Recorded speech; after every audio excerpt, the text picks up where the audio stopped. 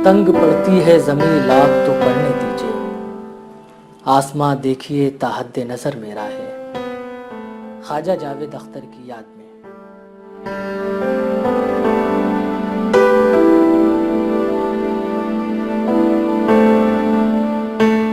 आज दिल्ली में गर्मी से कुछ राहत है, लेकिन दिल है कि फूंका जा रहा है। आगही का अजाब हो या मौसमों का जब, उनके हमले से कौन बच सका है। आंधियां कब पूछ कर आती हैं, मगर आशियाने उजाड़ देती हैं। तूफान अपनी आमद की खबर कहाँ देता है। हवाओं का मिजाज कौन समझता है, और ये बारिश जाने कब आंखें खोल दे। सैलाब की इसे क्या फिक्र क्या गम। शायद जमीन का कलेजा ठंडा करने के लिए कल आसमान रोया था।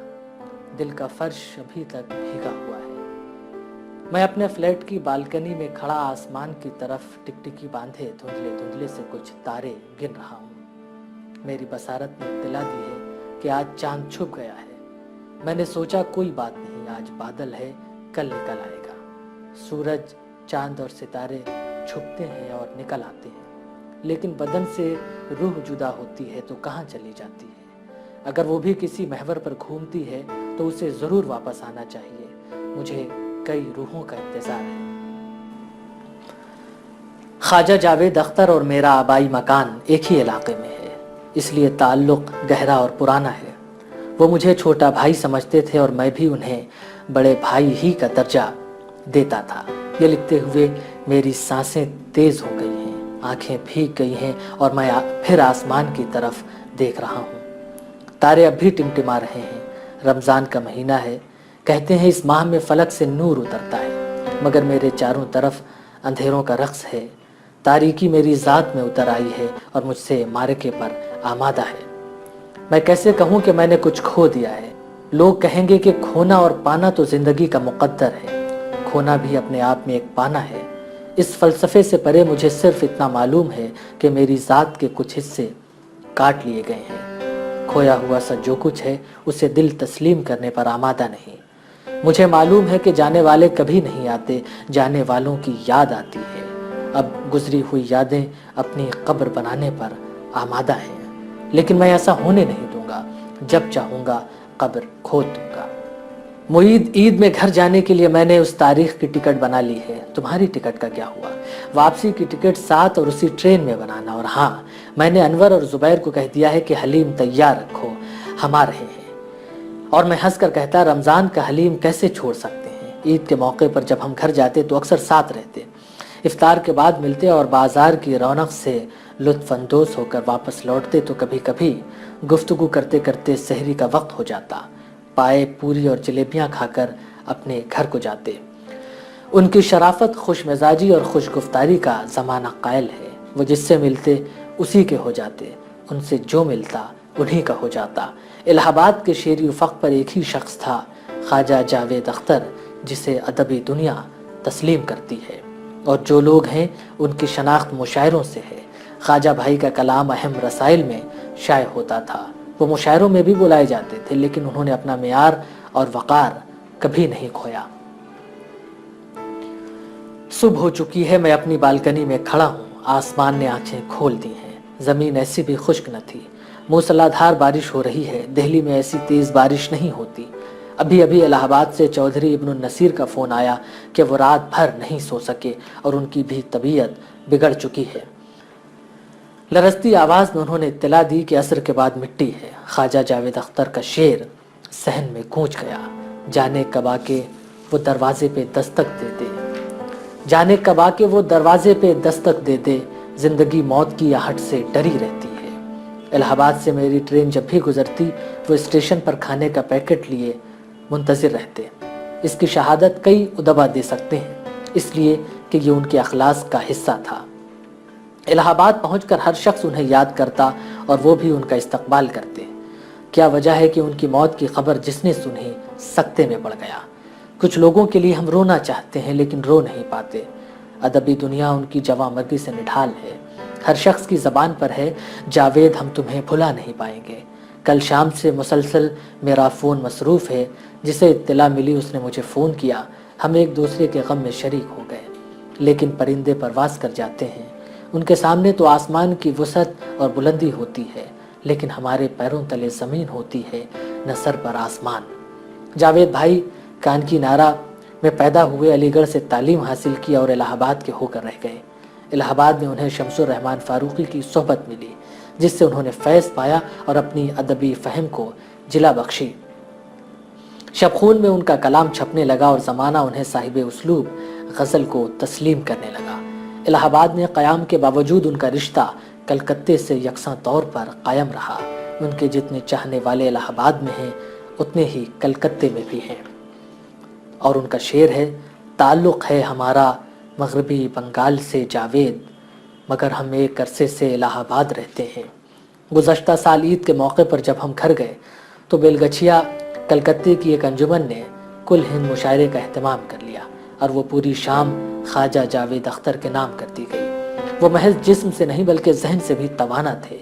उनके अंदर बला का एतमाद था, छोटी छोटी चीज़ों का ख्याल रखते थे। सफ़र पर होते तो अपने लिए दीगर ज़रूरी चीज़ों के साथ दवाएं भी रख लेते। सेहत के मामले में बड़े मोहतात थे। फूल जैसी उनकी 3 नन्ही सी बेटियों का चेहरा जब जहन में आता है तो रूह कांप उठती है। उन्हें अपनी जिम्मेदारियों का एहसास था। उनके यहाँ ज़िंदगी को करीब से देखने के कई तजर्बे थे। उन्हें मालूम था कि ज़िंदगी का कोई भरोसा नहीं, लेकिन उन्हें ज़िंदगी पर बहुत भरोसा था जो उन्हें दगा दे गई। भरोसा बहुत है मुझे ज़िंदगी पर, मगर ज़िंदगी का भरोसा नहीं है। ज़िंदगी जिसने दी थी उसने ले ली, लेकिन वापस लेने का पैमाना समझ में नहीं आया। अभी अभी उन्होंने मकान बनाया था और मुसिर थे कि मैं इलाहाबाद आऊँ। मकान तैयार होने के बाद एक गज़ल कही, जिसे वो बातनी मसरत सुकून के साथ सुनाते थे। दोस्तों में ये गज़ल मशहूर हुई, किसी रिसाले में शाये भी हुई। अदब में जितनी मक्कारियाँ हैं, हैरत की बात है कि वो उसके बावजूद अपने किरदार की बुनियाद पर हमेशा सुरखरू रहे। मुखालिफ खेमे के लोग भी उनसे मोहब्बतों से मिलते और वो थे कि आगे बढ़कर उनसे ज़्यादा मोहब्बतों का सबूत देते। अदबी सियासत की गंदगी ने उन्हें हाल ही में निशाना बनाना चाहा था।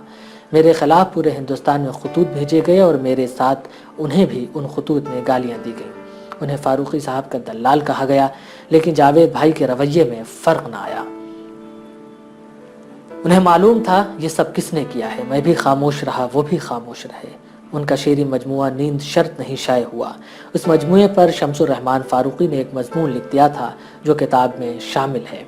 इस मजमून की वजह से उन्हें मुखालिफतों का सामना करना पड़ा। जो लोग फारूकी साहब के खेमे में नहीं थे, उन्होंने कहा बहुत बुरी शायरी है।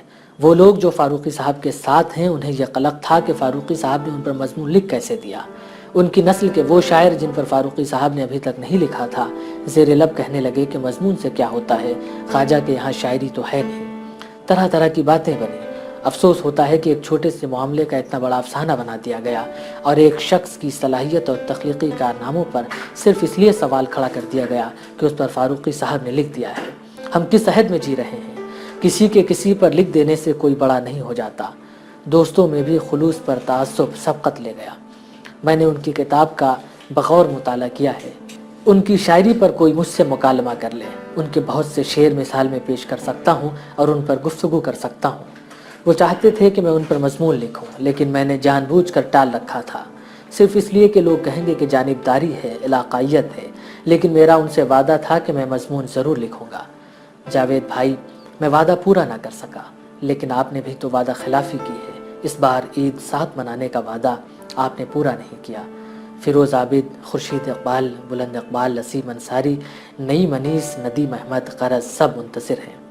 ख्वाजा जावेद अख्तर को किसी चीज़ का गुरूर नहीं था। उन्होंने कभी नहीं कहा कि वो बहुत पढ़े लिखे आदमी हैं। उन्होंने ख़ुद को बड़ा तो दूर कभी अहम शायर भी नहीं समझा।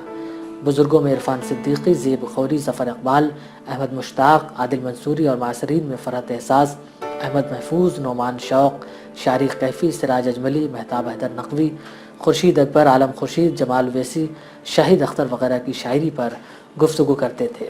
उनके यहाँ ताली के जो शेर हैं वो महज छेड़छाड़ के लिए हैं। उनका ये शेर उन पर सादिक आता है, यही जानते हैं कि कुछ भी न जाना, अब इससे ज़्यादा न कम जानते हैं। जवाहरलाल नेहरू यूनिवर्सिटी के एक मुशायरे में चंद माह कबल वो मेरी गुजारिश पर दिल्ली आए थे। मेरे ही घर पर क़याम रहा। मुशायरा रात के 2:30 बजे ख़त्म हुआ। फैयाज़ अहमद वजी की बेतकल्लुफ़ दोस्ती और जावेद भाई के इसरार पर मैंने मुशायरे की निज़ामत की। हालांकि मैं ये काम नहीं करता। मुशायरे के बाद हम JNU के ढाबे पर रात भर बैठे रहे। कैसी पुरलुत्फ शब थी, हंसी मजाक और लतीफ़ों में हम सब खिल उठे थे। फ़रहत एहसास, नोमान शौक़ और दर्जन भर नई नस्ल के शायर मौजूद थे। मौला बख्श, मुश्ताक सदफ़, राशिद अनवर राशिद, अलीना इतरत रिज़वी, रऊफ़ रज़ा वगैरह जा चुके थे। सुबह सूरज ने किरणें बिखेरना शुरू की तो हम रुखसत हुए। दूसरे दिन हक्कानी अल-कासमी ने बेसरार अपने यहाँ बुलाया। दिन गुजरते रहे। हफ्ते में एक दिन फ़ोन पर बात ज़रूर हो जाती थी, लेकिन इस हफ्ते तो बात भी नहीं हुई थी। नींद शर्त नहीं, उन्होंने इरफान सिद्दीकी के एक शेर से अपने मजमूए का नाम रखा था। जिस शख्स को ये इरफान हो कि ख्वाब देखने के लिए नींद शर्त नहीं है, वही ख्वाब दर ख्वाब की कैफियत में ऐसी गहरी नींद सो जाएगा, किसे मालूम था। कुछ रोज़ कबल मुझसे कह रहे थे कि मकान तो बना लिया है, अब कार ख़रीदूँगा। कितने ख्वाब बुने थे बुनने वाले ने, ख्वाबों का एक सिलसिला है, नींद की गहरी खाई है। अभी इलाहाबाद अमीन अख्तर से बात हुई है, जनाजा तैयार है, ख्वाजा अहमद हुसैन से रहने बैठे हैं। आँखों से दरिया जारी है, मेरी निगाह में रोशनी का एक हाला सा बन रहा है। कानों में मासूम बच्चियों की तोतलाहट गूंज रही है, कुछ शोर सा उठ रहा है। शायद अब मुझ में मज़ीद कुछ सोचने की ताब नहीं है। मैं आसमान की तरफ देख रहा हूँ और आसमान मेरे अंदर जीना बजीना उतर रहा है। एक बार फिर आसमान ने आंखें खोल दी हैं। ऐसी बारिश हो रही है कि हर तरफ जलथल हो गया है।